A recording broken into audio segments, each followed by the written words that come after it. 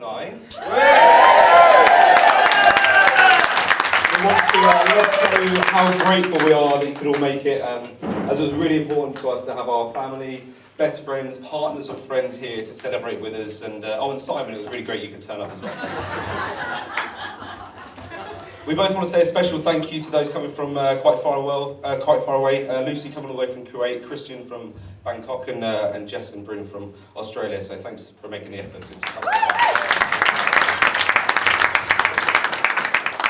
Unfortunately, it hasn't been possible. Everyone we want to hear with us today. For those that have passed, I'm sure are looking down on us and wishing us happiness, and their presence is well and truly missed. So if you wouldn't mind raising a glass to absent and lost family and friends. Yes. Yes. Cool. But the wedding is about laughter and happiness. I must thank Isabel for reminding me of that this morning. But some of you will be thinking, how did we all meet? So let me tell you, it was a cold day in Leeds city centre, outside Miss Selfridge's, where Isabel, when I bumped into Gemma, and she had a saucy little mix with her. I extended my hand and said, hello, I'm James, and she said, hi, I'm Becky, this is Isabel.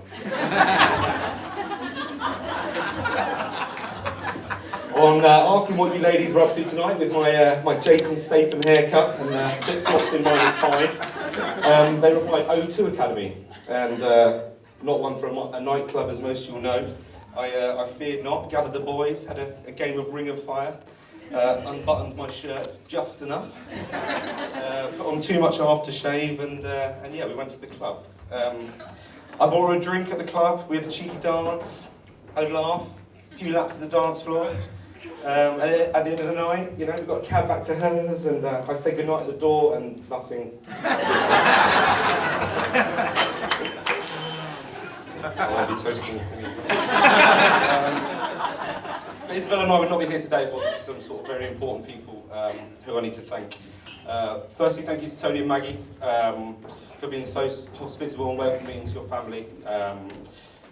The day I asked Tony if I could ask this big question, I'd already been down to Bond Street to pick out the ring with my sister Sarah. The self-assuming man that I am, I was confident but still nervous asking for a hand, and I appreciate the brief chat we had. Given this was about 2 months before our trip to Paris, I was weary when Tony told me that he had told Maggie, as I think she may have been slightly more excited than I was at the time. But I remember the night before when your excitement sort of filled me with confidence that you were so sort of supportive and looking forward to sort of welcoming you to your family. So thank you ever so much.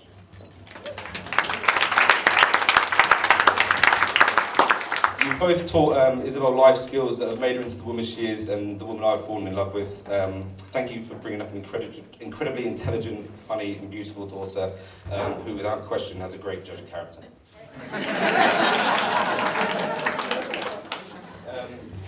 So as a thank you, there's some flowers and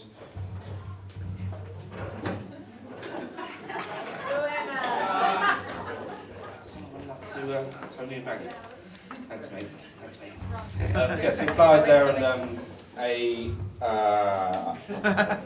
and afternoon tea at the Savoy and tickets to England versus Fiji for the World Cup.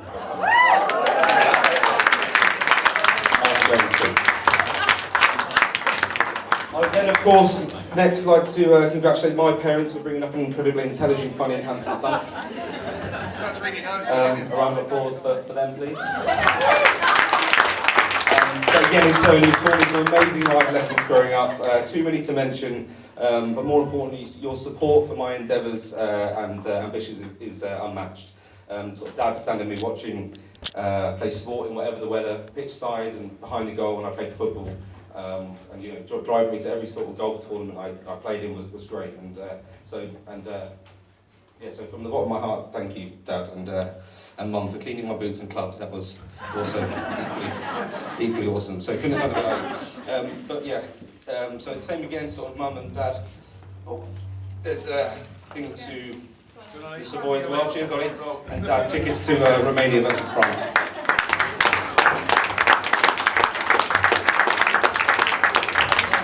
But all jokes aside, from the bottom of our hearts, Isabel and I would like to thank our parents and close family for all the support they provided throughout the wedding preparations. without them, none of this would have been possible and or affordable. So moving on, there's a few more thank yous to make. Firstly, Simon and Ben for organising the London leg of the stag. For those that couldn't make Edinburgh, we had a great night, and the trophy I got is sitting pride in place on the mantelpiece to Isabel's delight. Thank you to Tom and my niece Emma for the readings you both gave today.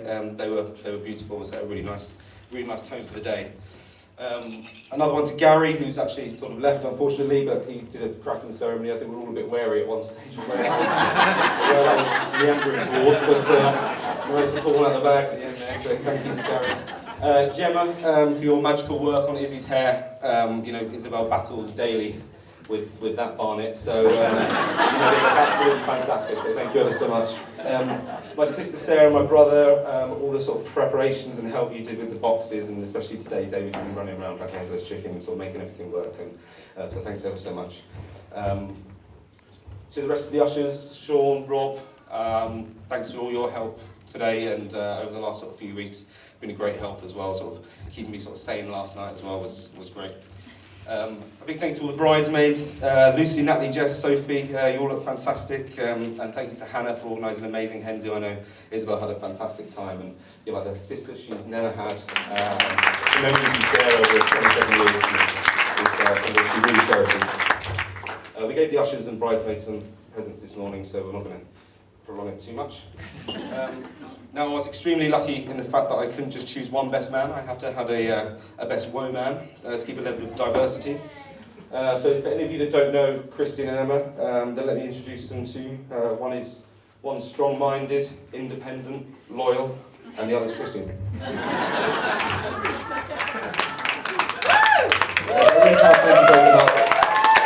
You've been amazing over the years, and we share some wonderful memories, some that I'm sure I'm about to relive.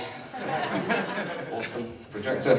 But you've organised and helped on the stag do, and the Edinburgh stag do was absolutely fantastic, and what happens in Edinburgh stays in Edinburgh. But apart from, I need to give Simon a gift, if you wouldn't mind, Emma. Simon got a gift there. Open that. Open it now, please.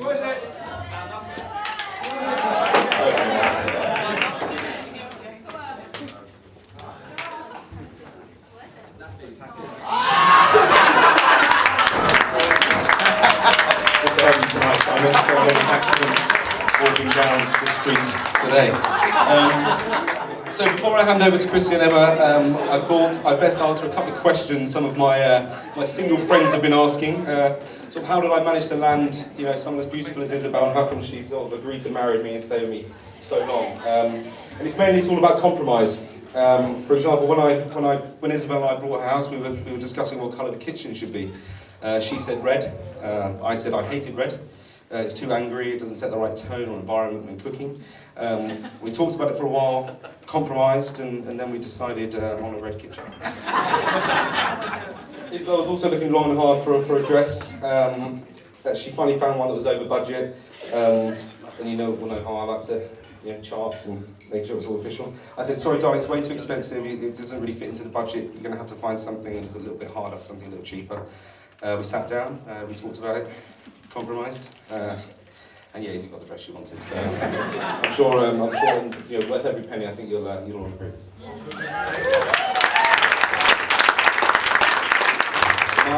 My final thoughts go to you, Isabel. At this stage in a groom's speech, he normally announces and says to everybody how beautiful his bride looks today.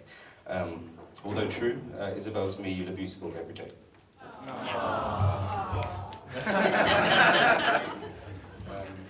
But your outer beauty aside. Go on, sir. Go on. Outer beauty aside for a moment.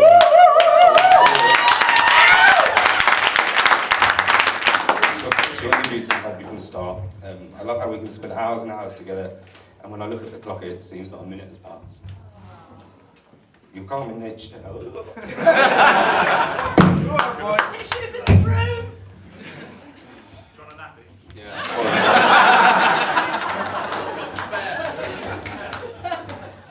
Your calm in nature can sometimes be mistaken for shyness, where I only see as patience. I love the way you understand me, not to mention tolerate me. You add qualities to my life that otherwise would not exist. You've helped me through times of stress, and also been with me through times of joy. I know there'll be times where we won't get on, but we'll find a compromise. There'll also be times where life presents challenges, but I know we'll come through those challenges together. You're my girl, my baby, my partner, my lover, my soulmate, my darling, and now best of all, my wife.